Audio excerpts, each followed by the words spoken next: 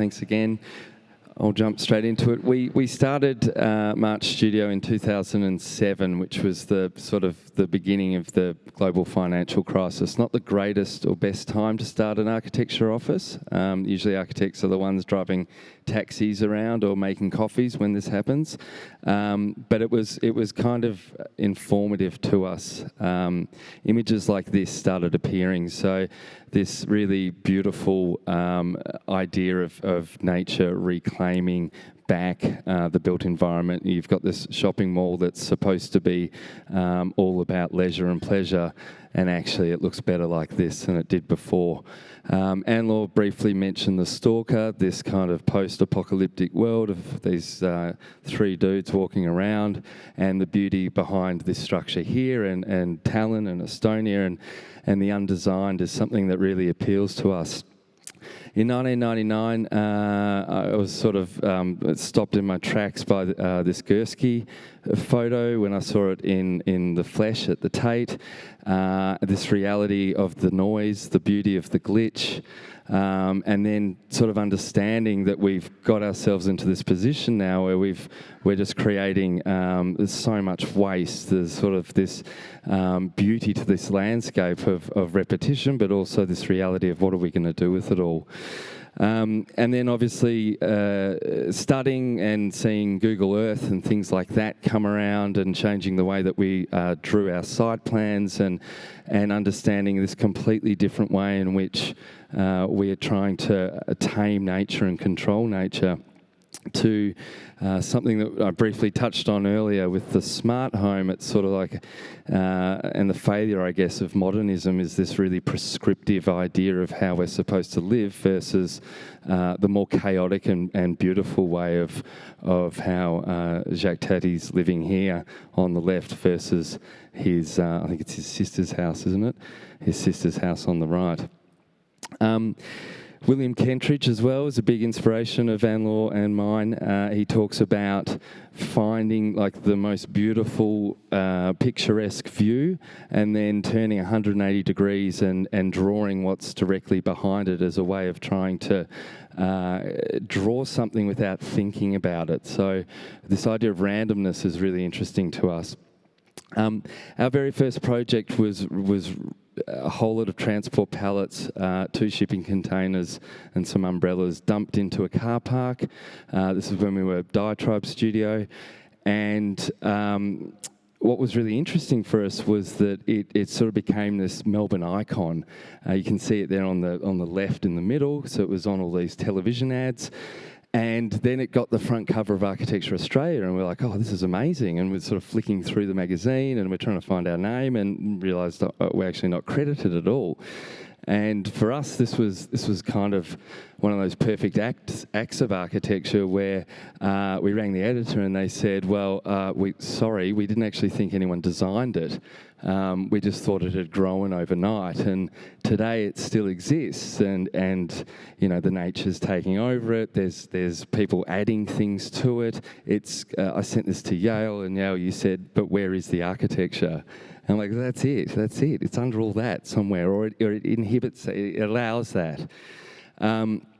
So then, again, some early projects on how it sort of set up our thinking process was building cardboard houses, because that was basically all we knew how to work with at the time, and then inviting kids to come in and paint all over the walls and to give them a canvas to then project and create this completely random and uncontrolled environment that for us was about sort of letting go. As a result, we sort of moved into other arts-based projects. We built a city where kids could sort of move blocks around. And we were really interested then in every project that we were doing was testing a material and testing a technology in a way to create an environment. So the first 2 years or so, this is yellow tracing paper, I don't think we'd built anything out of a paper-based product. And Aesop, a skincare company, saw the work, so they approached us. We did them a cardboard store, we did them a couple of cardboard stores, and then eventually got the confidence to start exploring other materials, obviously plywood, This is a bakery, so I'm just sort of flicking through some images. But really, each project was about looking at one material and teaching ourselves about the properties of that material and the way in which we could use it to get different forms of expression. But underlying all of that, trying to make it look as accidental and as chaotic as possible. In Zurich, we used Swiss hoarding boards. The Swiss still think that the place is under construction, so we were trying to use materials that would inspire people or provoke a question, I guess. In Singapore, we used string and called it Stringapore. There's been a variety of different approaches, and really for us it's about testing materials, about using digital tools to get different forms of expression. And we were really born in this interior world, which we have now been trying to translate into architecture. Probably the largest sort of attempt of all of this was the Hotel in Canberra, where we were taking timber and taking the formwork from the actual hotel, from the construction of the hotel, and then using it to re-articulate this space, this threshold staircase. To some of the work that we're doing now. So this is recently completed in St Kilda. This is a gallery that houses an art piece done by Random International, who are a London-based group called the Rain Room. So again, sort of taking materials and trying to push them back into nature. This is obviously trying to replicate a cloud. And then using structure and trying to find ways in which structural expression can become a little bit more haphazard, a little bit more like that, a little bit more seemingly ill-conceived to create texture. The trusses are our latest obsession. And the house on the right by Boyd is a bridge house that sort of inspired a train station. This was a competition entry where we were really looking at the language of the railway and trying to pick up on more infrastructural moves to start to use them and embed them back in. So the transoccupation piece I presented previously, again, sort of takes that idea of the truss and sort of says, okay, well, what can that look like if it's a house? Just more trussing. This is the Kingborough Community Centre in Tasmania, where we basically used the existing footings and the existing columns of a gymnasium to then create this new community centre. What was frustrating with this project for us was that we wanted to do it all in CLT, and then the realities of being in Tasmania, even though they've sort of got forestry and timber everywhere, was that the technology hasn't come to that part of Australia yet. And so what was originally designed in CLT became steel trusses that were then clad over because of the permits. I think we've got one more project after this. So yeah, this is the culmination of all those ideas for the Tallinn Architecture Biennale as presented before. And yeah, I'll leave it with that. Thanks very much.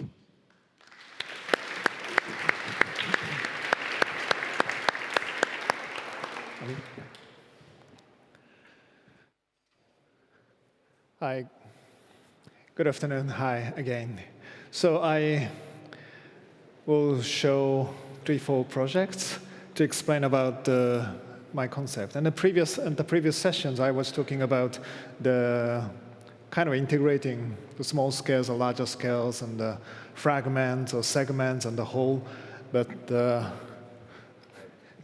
oh yeah, it's not. Yeah, my architecture thinking is not only about the scales. And generally, it's, yeah, as you see, it's starting from the contrast and integration of nature and architecture. And it's not only about the green and the buildings, it's more like sometimes more conceptual and sometimes more physical. And it is from my personal background. I was born and grown up in Hokkaido, it's a northern island of Japan, and it's like a nature island. So I was grown up playing around in the forest in my childhood days. And then when I get into the university, I moved to Tokyo. It's completely opposite environment. And then now I'm based in Tokyo and Paris, but living in Tokyo. So those opposite are my background. Both of them are my background. And then that is why I'm thinking, because I couldn't say which is good or which is bad. Yeah, of course, Tokyo is much messy, but still both of them has kind of values for me. And then I thought about how we can integrate, bring good point of them together to create better living environment. So that was the starting point of my architectural thinkings. And of course, nature and artifacts, architecture is not only about those kind of a green and the physical, artificial buildings, but it is also relating to, for example, inside and outside relationships. Outside is more nature, inside is more architecture, but when we start to integrate them, then it is like some kind of a new and interesting mixtures of opposite things. Or thinking about the simplicity and complexity is also relating to those kind of a contrast. And of course, the scaling is part of that too. So those kind of starting from nature and architecture, but we can explore our thinkings to sometimes more conceptual, sometimes beyond the physical existences, and then all of them could deepen our thinkings for our living environment more and more. And then again, the Serpentine Pavilion, because this is kind of the representation of how we re-question such a fundamental thing, fundamentals of architecture or our life. Yeah, previously I was talking about the different scales, from tiny scales, furniture scales, architectural scales, landscape, and then urban scales. So those kind of the transition of the scales is also quite interesting things. And it is like a characteristics of the nature, in a sense, then how we can bring it to architecture. But this is also rethink about the boundaries inside and outside, and how we can make transparencies and opaqueness, gradientry, different from the normal walls and the windows, but it is something beyond the normal definition of the structures too. And of course, we question what is the functions, because it is a really stepping field. And yeah, we can say no functions here, just the steps. But once you are in front of the steps, then several different meanings, how to use it, come out to you. Then the function starts to come to you in the relationship, so in the interactions between you and the spaces. So fixed one shape of the steps, but depends on how you interact. The various different functions come out. So it is not like one function, one space, and then following to each other. It is like a previous or former definition of the functions, but in here, the meaning of the function is different. So it is also kind of the process of the re-questioning, transparencies, and opaqueness, and how to have inside and outside relationships. And also this is made by the steel bar, so everything is straight and 90 degrees, so super artificial geometries. But once it has thousands of the junctions, then the whole impression is not just a straight line, not just a 90 degrees. It's getting really soft, like a cloud. And then how we can understand those kind of the divisions of straightness or artificial geometries and then natural geometries. It's like a melting to each other. So, and then of course, simplicity and complexity is here. It's quite simple, but it's not simple. It's really complex. So in here, we try to rethink almost all such fundamentals relating to architecture, relating to our life, and then try to redefine in a new ways. And then finally, nature, architecture, inside and outside, simplicity, complexities, the functions and no functions, all of those kind of divided things are reintegrated together in a new way. So that was kind of the interesting process. Nature, architecture, my opposite background are integrated together. And then not only nature and architecture, all of those kind of from really philosophical thinkings or conceptual thinkings or practical things, many divided or opposite things are around our world. And then we can try to reintegrate them, everything. And wow, I ran out a lot of time. Okay, I have, I think, 3 projects more. Huge scales, Middle East, different climate conditions, and then shopping malls, and so on. So encountering with those kind of extreme, different new conditions, we start to reinvent what we have been doing as ideas. In this case, yeah, the towers, 100-meter high, the length of the site is 1.2 kilometers, so it was completely new for us at the time. And then the climate condition in the Middle East. Then, same ideas of the module, repetition of the modules, could be expanded to create so different situations. And then we have, of course, towers as a landmark in this kind of a flat desert, but this tower has a huge atriums inside to create natural ventilation chimney effects. And then also it is creating such an functional sensations for the shopping, if you can say. But of course, the most important, impressive things of this is the structure. Arches relating to the cultural background, the arches and the circular shapes repeated again and again and again to create the sunscreen against the strong sunlight. And finally, the particles of the light is coming in. The whole structure could work as a sunscreens. And then, as a result, these simple ideas of the repeating grids, they're almost the same as the serpentine pavilions, completely has different meanings here, but still could have a potentials to be developed. And then these structural systems are integrating all of those kind of a complexity of the cultural background, site conditions, climate conditions, and the required programs and the hugeness, all of those kind of spreaded things are well integrated in a very simple way by these simple structures. And then this is, yet again, the project in Montpellier. This is more like a simple reaction, as a starting point, a simple reaction to the climate conditions and how we encourage people, again, respecting their traditional lifestyles to create the new contemporary architectures connecting to their traditions. But as I explained in the previous sessions, these kind of floating balconies is not just providing their own living environment, living spaces, but also creating the soft relationships with your neighbors. It's like the new types of the communities in those kind of high-rise buildings.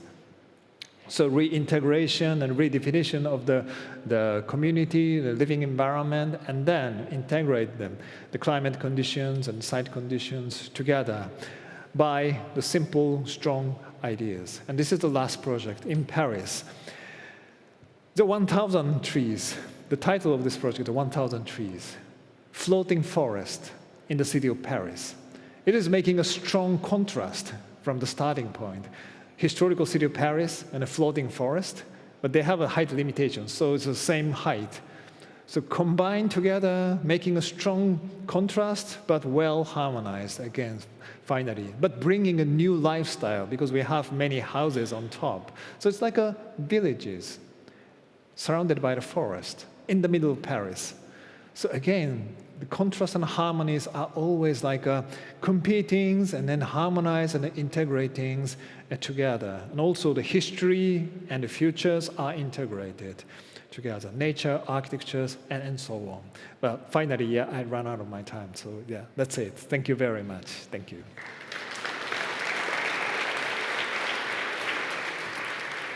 Thank you. For me, it's a personal delight to have you two here on stage. Almost kind of concocting it for a long time since I knew you are with us as from Melbourne. I knew you are with us from the very beginning as Sou Fujimoto from Tokyo.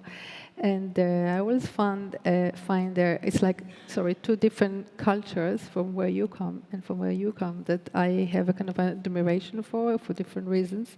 And familiarity with certain qualities. What I'm fascinated by the way Japanese architecture, kind of culture, turning perhaps in the last 20, 30 years is as I mentioned earlier, is the kind of the new formal abstraction. But what I find also very interesting, fascinating, and kind of the way I define it, how if I generalize kind of Japanese architects, because I feel they work very differently, their architecture. I feel that the process of design must be different, because even from the way, and it was wonderful to see the way you presented, each one of you, their project and their approach, that my question will be getting your abstraction, kind of concept through abstraction, thinking of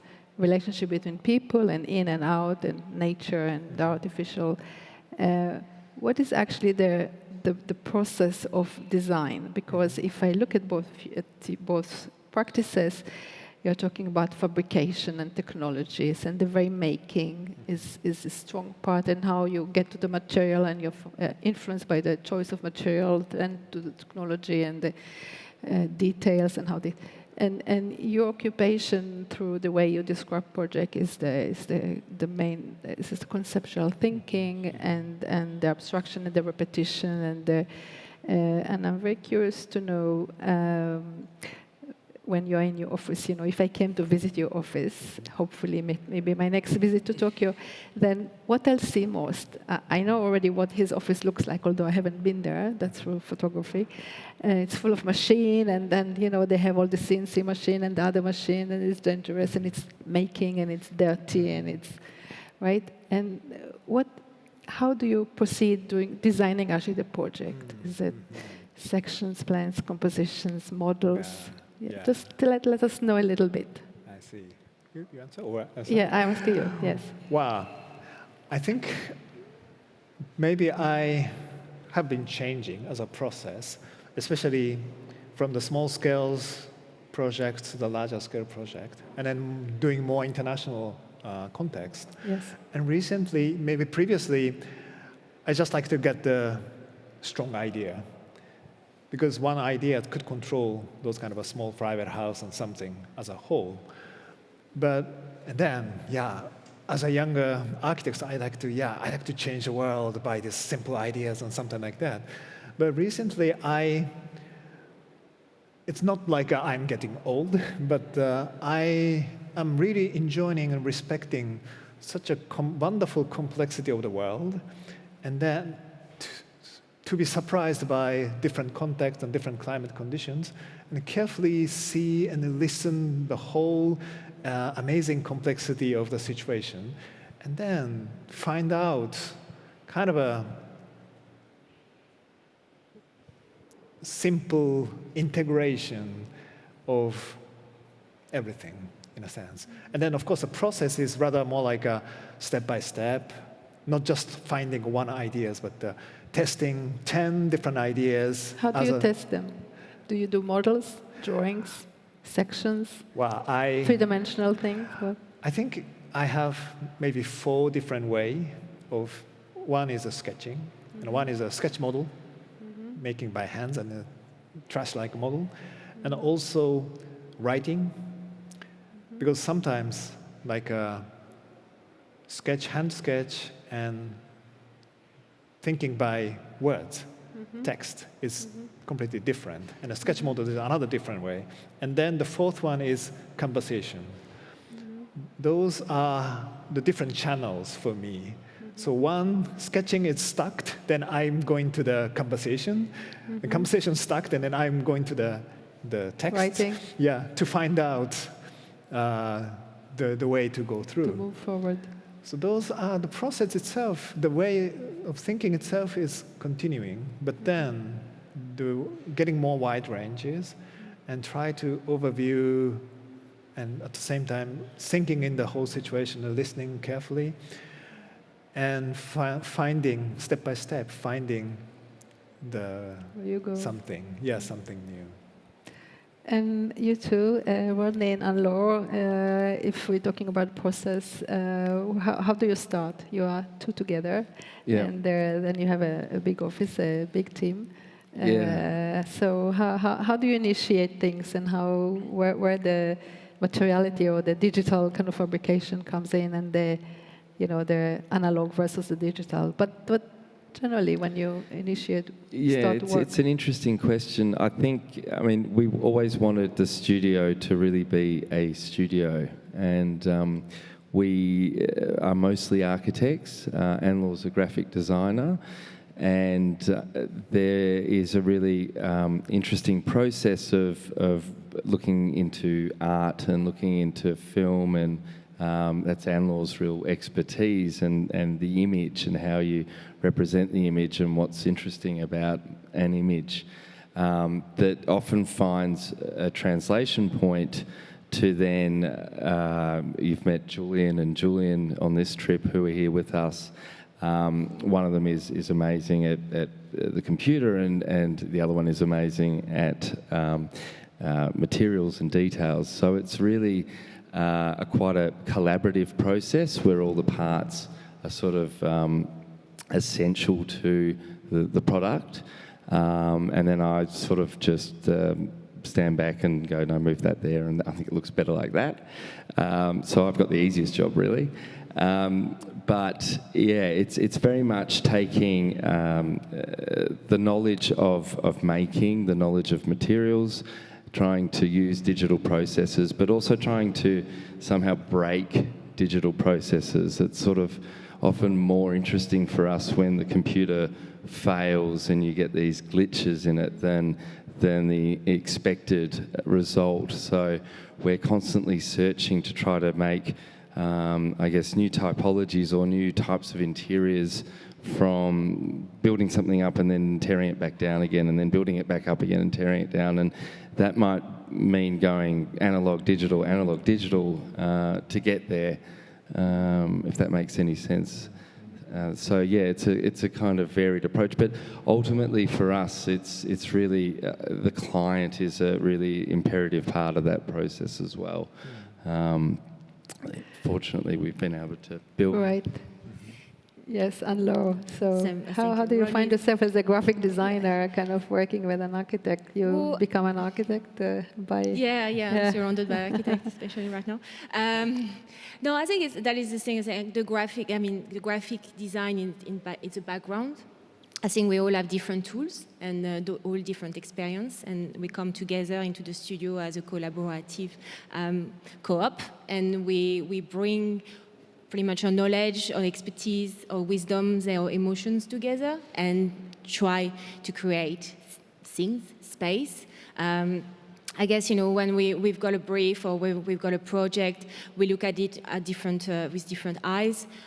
Most intuitively is the story that is being told about the project, what is being told to us, and how do we want to translate that. And after we look at pretty much 360, how we're going to be able to achieve these stories. So is it a kind of a narrative-driven along the fabrication and making, and you feel the narrative has a strong leading role in your design? Yeah, absolutely. I think especially, that was touched on just before, is the fact of really dissecting the fabrication process is a way of telling a story, and it's also a very nice way to engage with the client and all the people that are involved with. There's so much emotions in the way of making. There's so much history, story, human story. So all that to be able to meet and to talk is really to create like the robust skin of the project, where we know that at the end everyone be part of the experience are going to be able to enjoy with it all component, I guess. Right. Thank you. I think we will have to wrap the session and the symposium, and I hope you enjoyed as much as I did these 2 days, and I hope that we just managed to stir your thoughts about the topic. So thank you very much. Thank you. And, Cheers. Thank you very much. Thank you. Thank you very much. Thank you very much. It's wonderful. Thank you very much. Thank you.